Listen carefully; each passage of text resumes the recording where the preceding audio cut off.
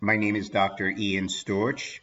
I'm a board-certified gastroenterologist and osteopathic physician, and you are listening to DO or Do Not.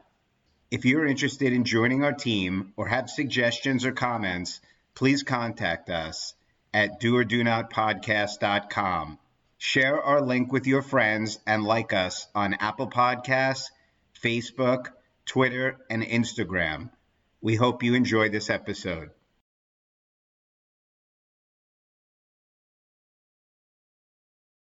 Today's episode of Do or Do Not is a crossover episode of an interview with Dr. Christopher Fullmer, a plastic surgery resident at Penn State. For those of you who are not aware, plastic surgery has two paths. The traditional, which includes application to general surgery residency, followed by a second match into a plastic surgery fellowship, and the newer path, which allows students to apply directly to integrated plastic surgery after medical school. Integrated plastics is one of the most competitive matches after medical school, with a match rate that's quoted to be 20 points lower than the average almost every year. Applicants are required to have extraordinary step scores, high numbers of research papers, and significant volunteer hours, in addition to stellar audition rotations. In this episode, Chris will discuss his journey, starting as a soccer player in college and going on a Mormon mission before deciding to go to medical school.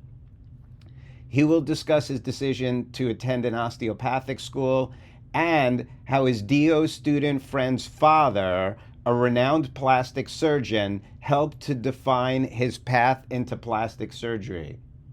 He will speak about the trials and tribulations of his life, including his fight with addiction, as well as balancing his relationship in medical school with his wife while pursuing his dream of becoming a plastic surgeon. Ultimately, he unknowingly will speak about the secret DO handshake and how finding a DO attending at Penn State may have ultimately helped him seal his fate. Although I think listeners must understand that the mission statement of most osteopathic schools is to produce excellent primary care physicians, Chris Fullmer's interview highlights the fact that DOs, if they put their mind to it and work hard enough, can accomplish anything. We would like to thank Curtis Wilkerson, a rising first-year osteopathic student at Michigan State University, for conducting this interview. An unedited version can be found on the podcast, The Physician's Mind. I know you'll love this episode. Dr. Fullmer, thank you so much for joining me today. Tell us a little bit about who you are. I'm definitely on the older side. I'll be turning 33 this coming May. I grew up in Utah. That's where my family is right now, and that's where I went to high school and undergrad, and then went to medical school in Arizona. And childhood, some of the main hobbies, I think I was very much an outside kid. My mom couldn't keep me inside to do my homework. She always joked around that she'd have to nail my feet to the floor. I was always playing soccer, baseball, basketball, and then stuck with soccer as I progressed through junior high into high school. And then even played some like intramural soccer in medical school. So that's always been an outlet for me. If I was going to describe the academic side of things, I think a unique aspect of my life, I got decent grades. High school and came from a single parent home. Unfortunately, my parents got divorced and my dad was in and out of prison for drug related reasons. And so that kind of shifted my childhood and how I was raised a lot. I was very independent. I had to learn how to do a lot of things on my own. I think my mom was very integral in instilling important values, but of course, she still had to work and support her family. And so a lot of stuff was just doing things on my own. I think my family was a great support, but I didn't have a whole lot of guidance or direction. It was mostly just my mom wanted me to make sure I didn't die, I got decent grades, and I didn't burn the house down. Those were kind of the basic rules. And if you ask me if medicine or whatever my career goals were, I I had no idea. But growing up in Utah, I think another important factor in my life. I was raised LDS. I was Mormon. My wife and I have since left for personal reasons, and just like a couple years ago. After high school, I did a year of undergrad. I played soccer and then left on a mission for 2 years. I was in Eastern Europe in the country of Georgia, which was actually a great experience. I think a lot of people should try and do something to even just get outside of their bubble or wherever they grow up and go do something outside of themselves, wherever it is. That was a good growing experience for me. I think learning another culture, language, it opened up my mind to a lot of different things, realizing that there's life outside of everything that I was raised in. After I got back, that was kind of an important moment of like, okay, what do I do with the rest of my life now? And I'm the first person in my family that's ever gone to medical school, become a physician.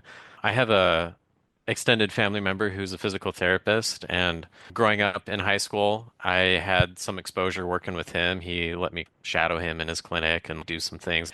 I thought it was really cool, the healthcare aspect. So I figured, let's do that. And my mom, she was like, hey, you're good with people.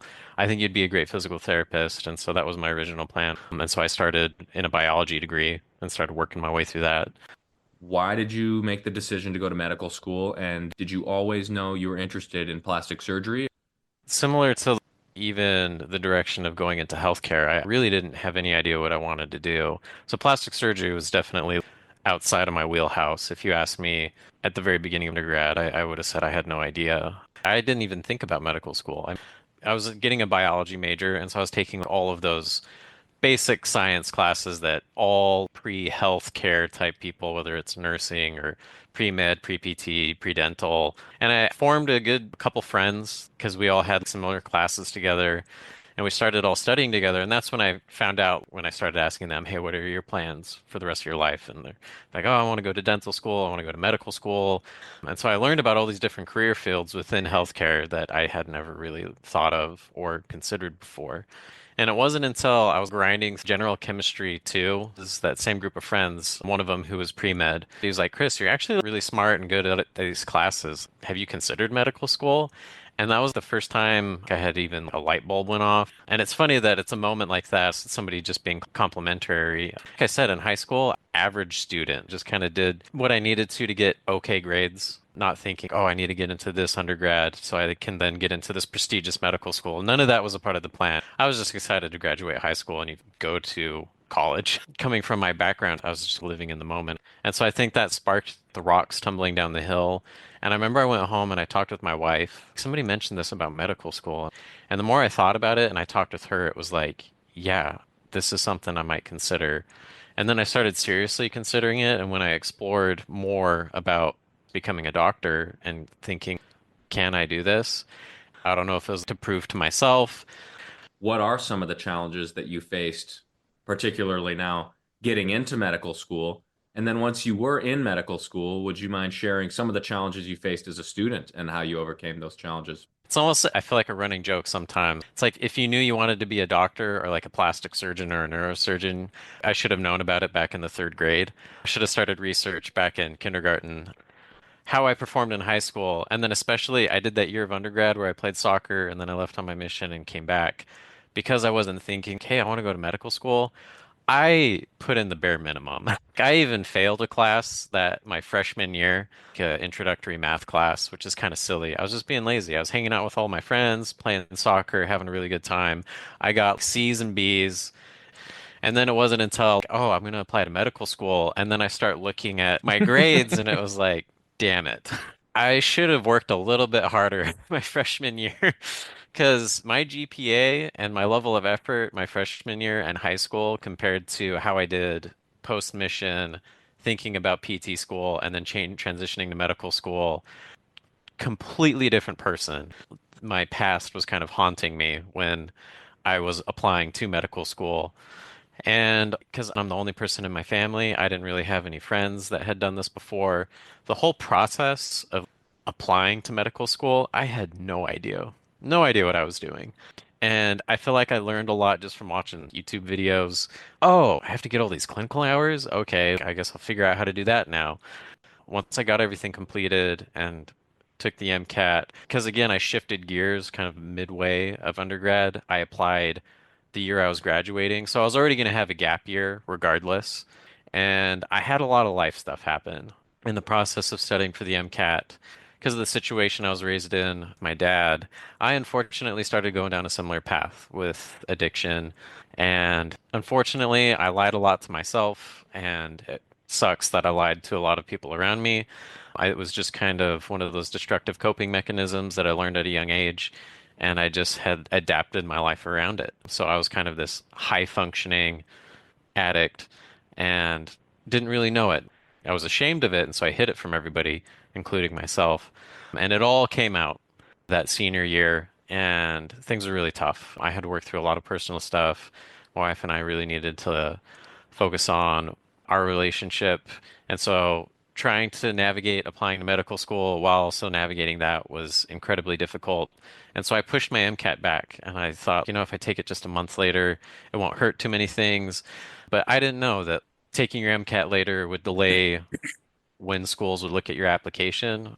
But I rushed it and I didn't get a single interview the first time I applied to medical school. And that was devastating. That was a huge blow to my self-esteem.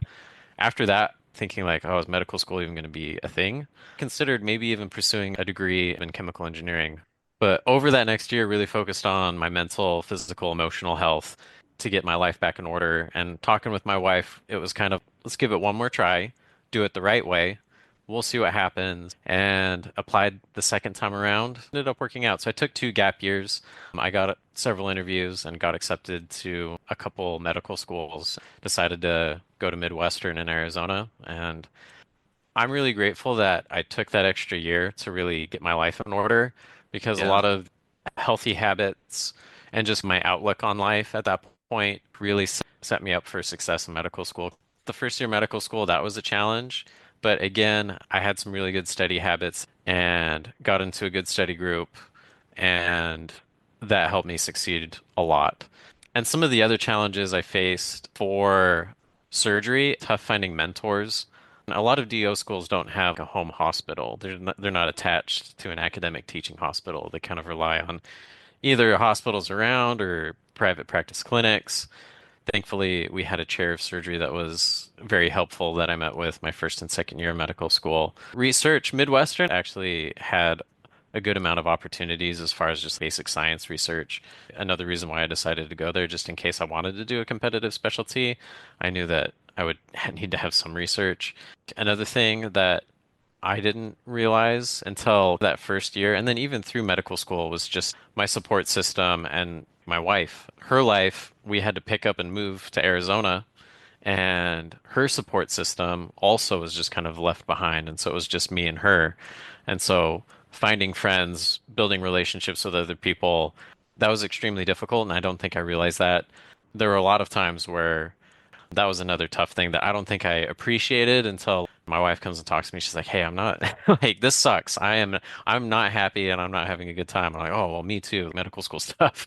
Making sure that the important people in your life are taken care of, I think is a huge aspect that shouldn't be ignored. My wife was always extremely supportive when things were very tough for me. And so I'm very grateful that I had her in those moments. And then I think just from the academic side of things, adjusting to the rigors of medical school, undergrad was one thing, but medical school was another.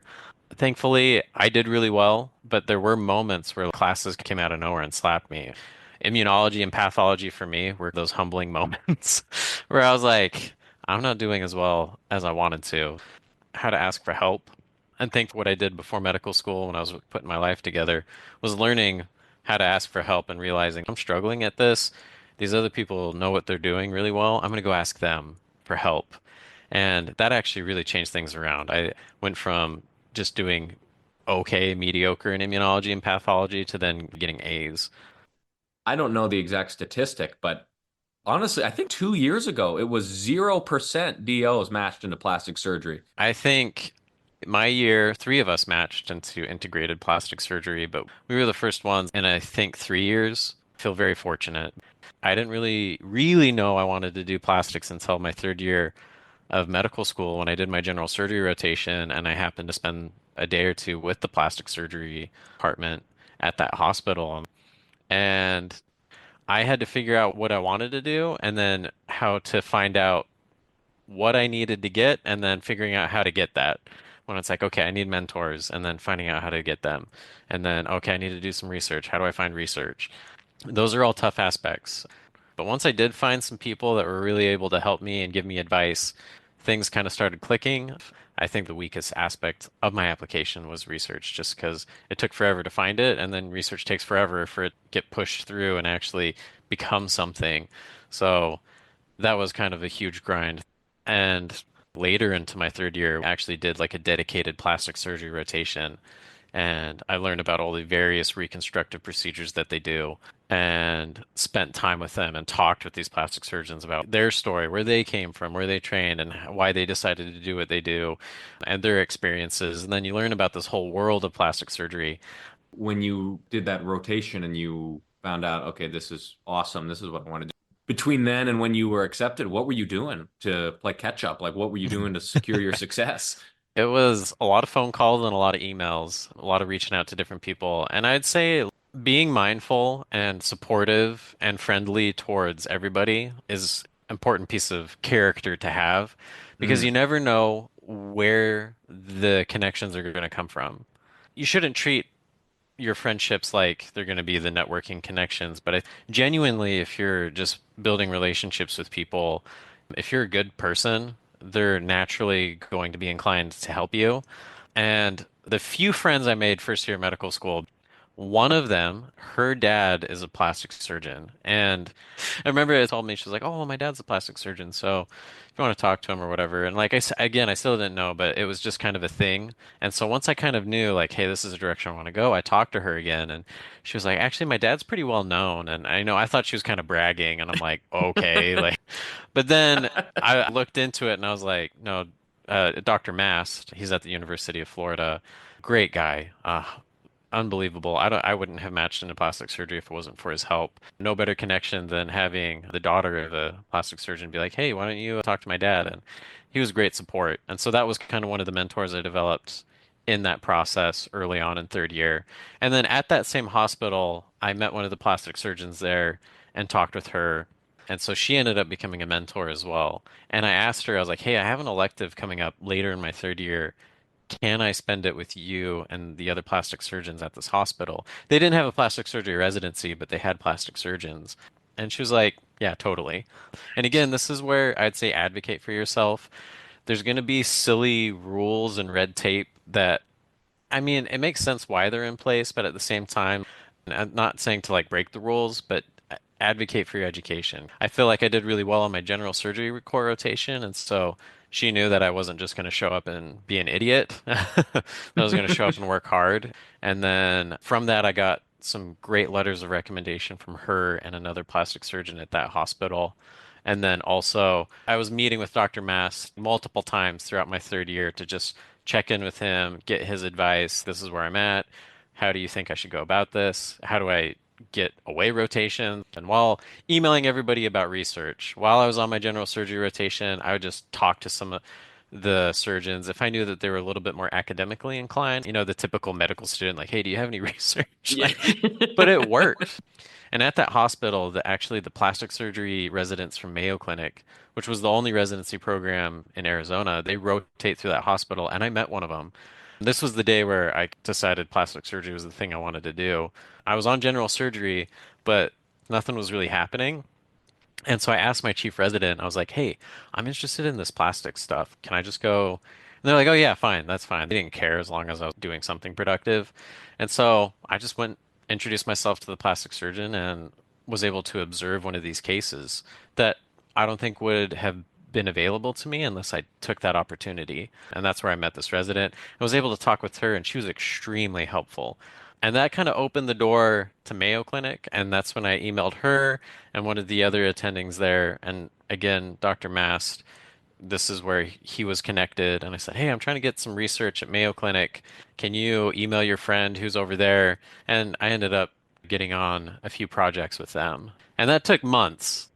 There, I had a few sleepless nights because they said, "Hey, we have this thing. You can be a part of it, but we need it by this day." And I'm like, "Oh my gosh, I don't know how I'm going to have time to get this done, but sure, yeah, like we'll make it happen." And that was just kind of my mentality. And And I think as a DO, if you go in with that mentality, student who's hyper competitive, interested in these specialties, if you go in with that mentality, you know what it's going to take and you're willing to do whatever it takes, you'll ultimately succeed. I agree. I think the hungry mentality is apparent. You can see it when I was on my audition rotation here and I had that mentality. I wonder if that stuck out to them, that I just showed up and was like, hey, I know on paper my research isn't the best, but no one is going to ever work harder than me. I can guarantee that. Man, that is awesome. I think there might be some osteopathic discrimination, but ultimately, when it comes to applying, like programs just won't interview you. It's whatever. But I think most people don't care. It's just kind of that gateway to break into the field is what keeps the osteopathic physician outside because it is a lot of work. And I put in a lot of effort, and I had a few mentors kind of on the inside advocating for me when it came to applying to audition rotations, having people do the same thing, and then an opportunity opens up, like, hey, yeah, why don't you rotate with us? It's a really cool experience, but also humbling because again, I show up to those and I'm like, I don't belong here. I don't know about this. But then having the confidence of like, I've worked hard for this. I deserve to be here. There were times where I'm like, I can't do this. There was a lot of crying. There was a lot of self-doubt. It sounds like an awesome success story, but there was a lot of, there's always a roller coaster. And I feel like some days it was like, yes, I can do this. I'm going to match plastic surgery. It's going to be amazing. And then the next day it's like, I'm a worthless piece of shit. I'm going to amount to nothing. And my wife's going to leave me because I suck. Let's calm down. Reality is somewhere in the middle. Everything's going to be okay. We just take a minute for yourself. Let's recalibrate, get grounded again, one foot in front of the other. What's the next thing we got to do? On the audition rotations, I recently went to some conference, had an opportunity to chat with a lot of students and people. There was one guy in particular, he kind of mentioned something that piqued my interest. He said, basically, as a DO, as long as you check all your boxes, you don't have any red flags, you don't fail a board exam, you don't whatever, something weird that'll make you stand out negatively. You don't have any felonies or Yeah, no, yeah. no felonies, nothing crazy. It really boils down to your audition rotations. If you can meet the criteria, you have an opportunity to really showcase yourself during your auditions, and that's where things really count. Would you agree? If you're applying to a competitive surgical specialty, your away rotations can make or break matching. And I matched at a place I rotated at. And I think for surgical specialties, it's common, but for plastic surgery, I think it's more common that typically you'll match somewhere where you rotated and they got to know you. Again, you check the boxes because on paper we all look the same. Everybody has the same story. Even with me sharing my adversity and what I overcame, everybody has adversity that they overcame. Everyone's got a story. And not to discredit what we've all gone through, but you read a million personal statements and you look at a million applications, they all kind of start sounding the same. And if everybody has decent board scores, audition rotations is where future osteopathic surgeons can really make themselves shine, is where you just go and just blow it out of the water.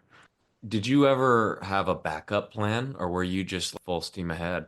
I think it's different for everybody. For me, I dual applied. I applied general surgery and plastic surgery, and I took my general surgery application very seriously. I considered it part of the plan, and it wasn't a backup plan because in my head, this more than likely, statistically speaking, I'll match general surgery if I match. Plastic surgery is going to be the reach, but general surgery might be the spot where I land. And I wasn't thrilled about that idea because there were a lot of aspects of general surgery I hated, which was like a lot of bowel stuff. But I enjoy surgery and I feel like I can make the most out of it if plastics ends up being the goal that I want to do, or maybe there's another field of outside of general surgery that I could spring off into. So yeah, I took that application very seriously. But I think when I was deciding everything, do I take a research year? Because I did get a research opportunity to maybe take a year as a research fellow before I applied. I could have done that. But when I was looking at things, one of my mentors, the way that she described it is actually really great. Because she asked me, she was like, what's the worst case scenario? Is it going to be not matching and having to soap? Is it going to be having to take a research year and then apply and maybe you match or don't match? Is it going to be you don't match and then you take a research year or two and then apply again? Or is it not matching plastics, matching general surgery? Or is it doing something else completely? And it's different for everybody. There's no right answer. And so I had to look at it for me personally.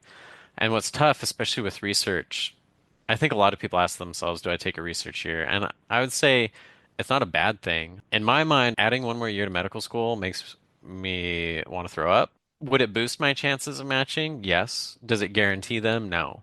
I knew some people that took research years, had great CVs and didn't match, which is extremely unfortunate. I think it can be very devastating that you dedicate even more time and you kind of set everything else up perfect just to not match. And that's tough. It happens. And when I understood that, I was like, man, okay, this is really difficult. And then a lot of research positions are unpaid and you can't control where they're at either. Luckily, mine was still in Arizona, so it would have worked out okay. But I would have it's best for me to match into something. And I Yeah. would rather have it be general surgery or I soap into a prelim spot and then do general surgery or apply plastics again and we'll see how it goes. That's kind of how I broke things down. And so that's why I dual applied. But for other people, they weigh the odds and they kind of think what's worst case scenario for me and maybe it's just apply plastics and if you don't get it, you can soap get a prelim spot, apply again, see how it goes. There's really no right or wrong answer. That was another thing my mentor always taught, have a backup plan. And I think it's an important aspect to consider. And I think it's something I started learning when I was doing all the therapy and figuring out my life before medical school was just kind of defining what am I getting fulfillment out of life from? How do I find happiness? Where is my happiness coming from? Is it going to be this external thing? Is it plastic surgery that's going to make me happy? No, it's very internal. Nothing you do externally will add to anything you can already find within yourself. I could have found happiness within any specialty, really. I mean, there was some, I don't know if I could have done it in internal medicine. The forever rounds sucked the life out of me, but I've met a lot of different physicians, whether primary care all the way through surgery, where they've kind of set up their life to be exactly what they want it to be. Whether it's very academic, they're doing research, they're doing all these crazy surgeries and they love it, or it's they do bread and butter, and they get to go home to their family and they're set up and they're fine with it. But they're happy. That's what matters. I've met family practice people who have their things set up and they're making really good money, surgery type money, and they've set up their life in a way that is great for them. And then other people where money isn't even a consideration. They're just doing what they love to do and everything's figured out and they're fine with it. So it's just something to think about. Because if I didn't match plastic surgery, was I going to be okay? Yeah, I was going to be fine. In terms of your board scores, in terms of GPA, where were you at? Thankfully, once I started, and it was like, okay, how do I succeed at this medical school thing? I guess some advice when it comes to studying, the way that I went about it was I believe in the active learning strategies, spaced repetition or flashcards. I used Anki. I know some people probably will cringe when they hear that word. In medical school, I realized I need to maximize this little amount of time that I have to learn as much as possible. Midwestern does like a GPA. I actually got letter grades. So I had a GPA of 3.94. I think that was a strong aspect on my application. And I implemented the same strategy for studying for Comlex and Step 1 too. And I was also the first group that Step 1 and Level 1 were pass fail. So that was kind of an interesting thing to navigate. And then on Step 2, I got a 254. I think that's average for plastic surgery. It wasn't anything crazy, but it's a good score. Nobody asked me about my board scores on any of my interviews. So I think from the numbers perspective, I looked good. Research lacking. I had a lot of stuff that was in progress. I did over the summer like a research fellowship at Midwestern. So I had multiple poster presentations. Some of the other people that I worked with on their projects, they presented basic science, cardiovascular type research. So it wasn't related to plastics, but it was something. As far as surgery and plastic surgery related research, I only had a few items. One of them actually just finally got published. It's like, it's a grind, it takes a lot of time. So my research part of my CV was kind of the calculated risk. Plastic surgery is a research type of field.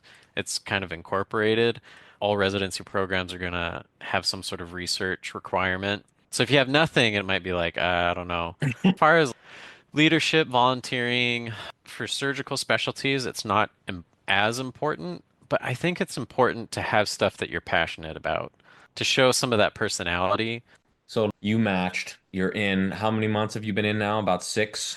Yeah, 6 months, almost halfway through intern year now. The transition from medical school to residency, what was that like? And also, how did it feel once you found out you matched? My audition rotations didn't fall into place as planned, but my whole life has fallen into place not as planned. Generic, the way that it works is applications are due in September. Interviews are fall, winter, going into January, maybe one or two beginning of February, and then match days in March.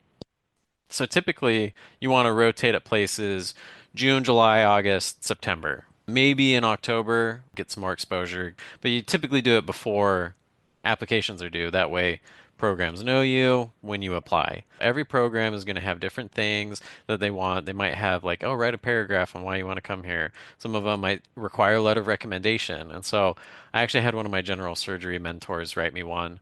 The plastic surgery mentors weren't able to get me one. But I had this whole plan. I was like, I'll apply to all of these July through September, and then I'll have all of these backups. And then got rejected from all of them. Oh So man. everything fell out of place. And so then I do this general surgery audition rotation in August instead, so that way I can get my gen surge application squared away.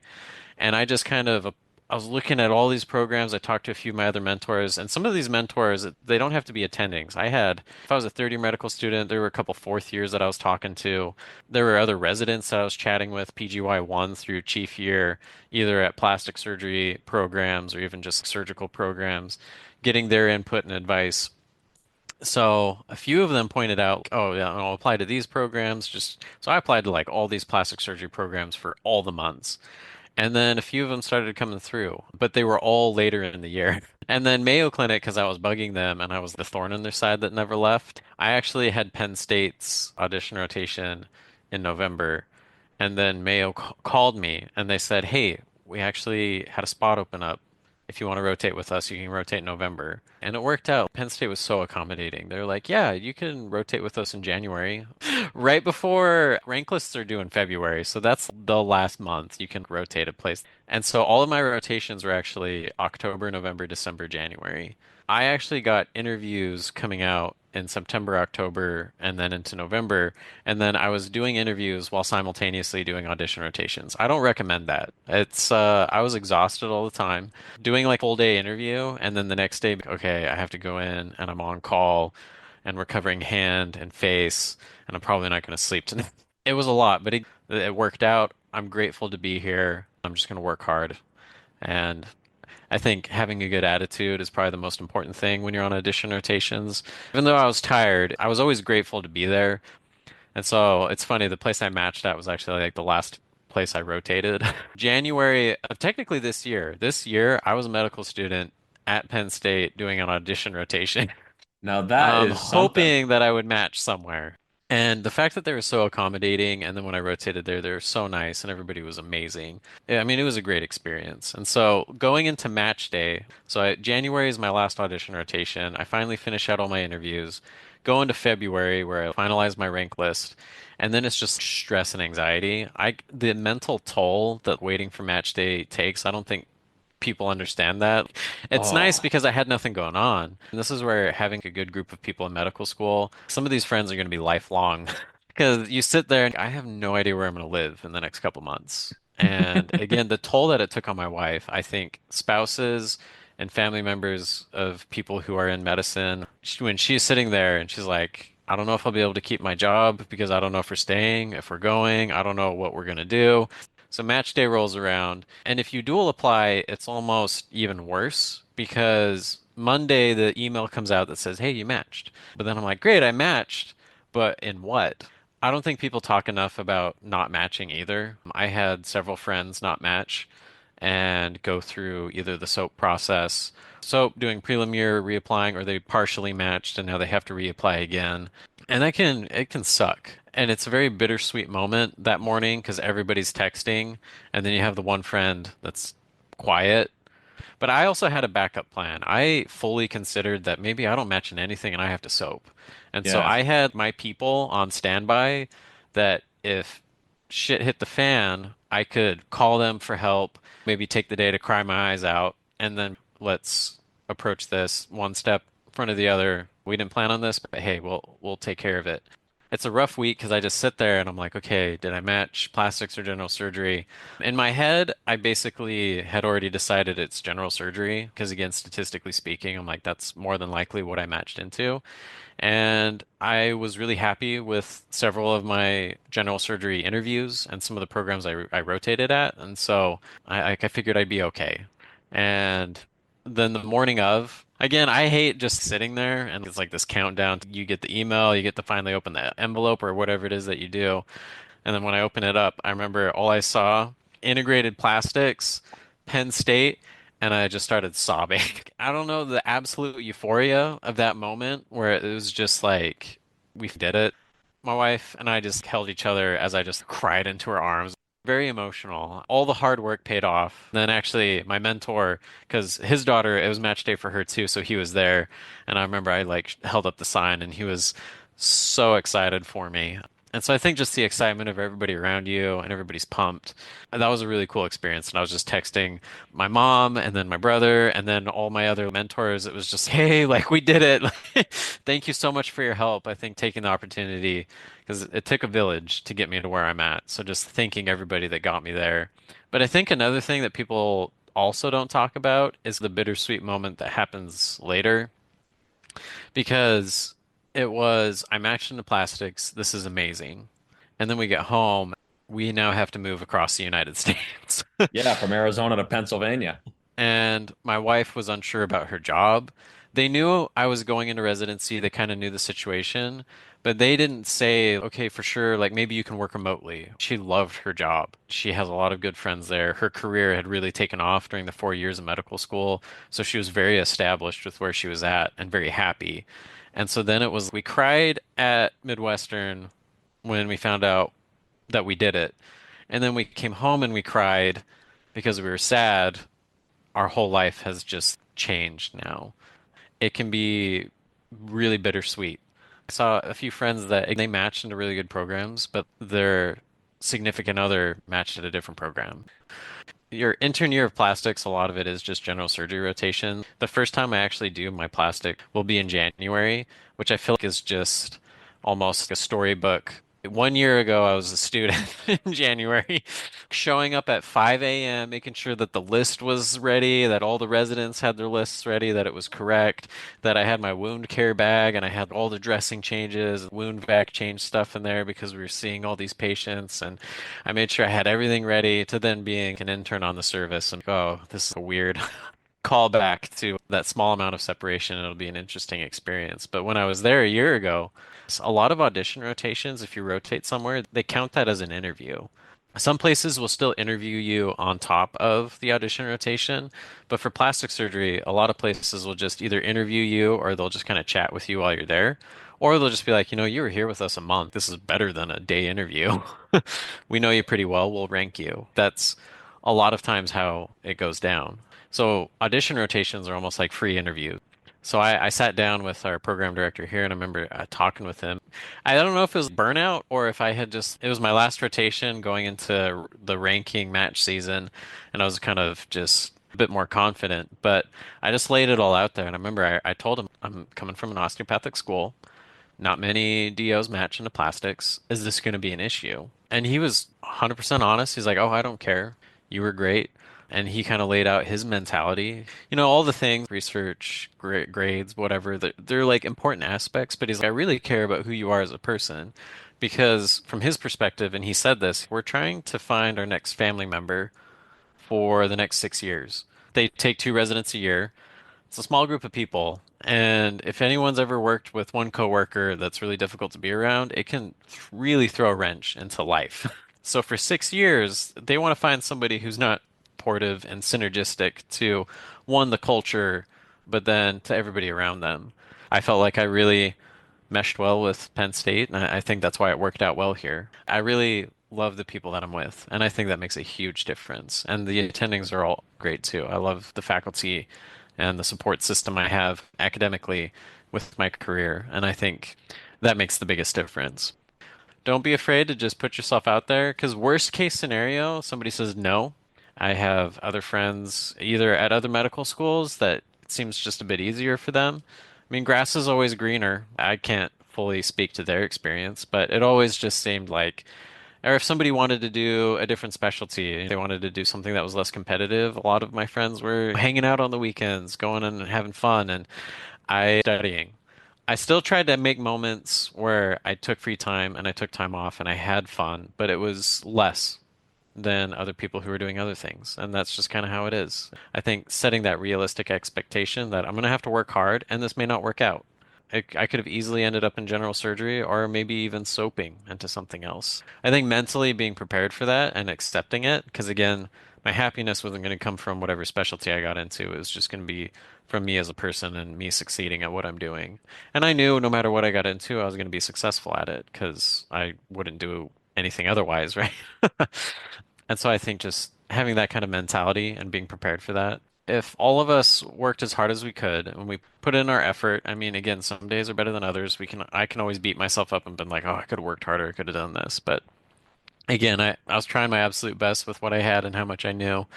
And I think we all end up at places for whatever reasons. I think we end up where we're supposed to be for certain things, and things work out the way that they're supposed to. And sometimes it goes according to plan. A lot of times it doesn't. Plastic surgery was the goal. I should have just aced the MCAT, gotten into like a allopathics, but like, that's not how it worked out. And I'm kind of glad it didn't, because if I didn't go to medical school where I did, my wife's career probably wouldn't have gone the direction that it did in a really good way. I wouldn't have made some of the friends that I've made that are lifelong close friends. And even I'm just like good friends with their families too. Penn State has a DO physician on their faculty. So I applied and I got an audition rotation with them and then ended up matching. And so it's this trickle down. You never know how things are going to work out. I think we all end up in the places that we're supposed to be.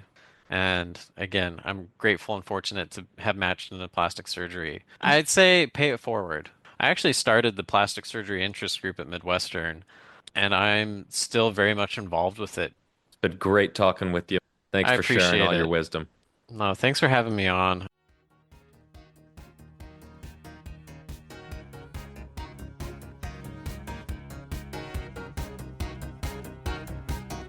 This concludes our episode of Do or Do Not. Send all inquiries, comments, suggestions, and even let us know if there's someone you want us to interview to doordonotpodcast@gmail.com. Don't forget to like us on Facebook at Do or Do Not Podcast for updates. If you enjoyed our podcast, please share it with your classmates and administration. We have plenty of more interviews lined up, and we're excited to share them with you. This is Tian Yu Shea.